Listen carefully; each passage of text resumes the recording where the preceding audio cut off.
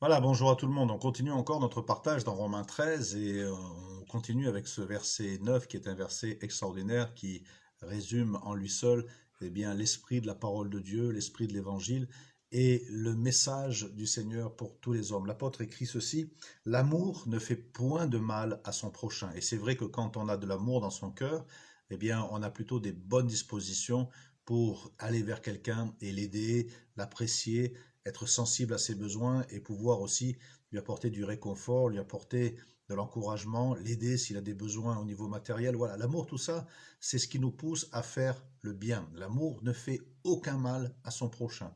Et puis, il dit, puisque l'amour ne fait point de mal à son prochain, alors l'amour est l'accomplissement de la loi. Effectivement, si Dieu a donné des lois aux hommes, c'est pour que nous puissions vivre en harmonie et que nous puissions nous respecter les uns les autres sans empiéter la ligne qui nous fait franchir un domaine qui n'est pas le nôtre et qui pourrait devenir mauvais pour notre prochain. Le Seigneur nous dit que l'amour, c'est l'accomplissement de la loi, et je dirais même que l'amour, c'est l'accomplissement de soi-même, puisque quand j'arrive à être dans l'amour de Dieu, je crois que je suis une personne épanouie, je suis une personne équilibrée, je suis une personne qui a appris à se connaître, une personne qui a appris à se laisser façonner par Dieu et qui a appris aussi à partager et à donner cet amour à celles et ceux qui sont autour de nous. Alors rappelons-nous que la loi de Dieu nous amène vers un but, c'est l'amour, et que l'amour ne fait aucun mal à son prochain. Et si je suis dans l'amour, alors je suis quelqu'un qui produit de bonnes choses autour de lui, autour de ses relations, et qui a pris du goût, qui a pris de la saveur. Comme dit Jésus, je suis devenu le sel de la terre. Et cet amour, c'est l'accomplissement de la loi. Si Dieu nous a donné une loi, c'est pas pour nous mettre sous un joug, mais c'est pour nous apprendre à aimer. Et l'amour, c'est aussi l'accomplissement de soi-même.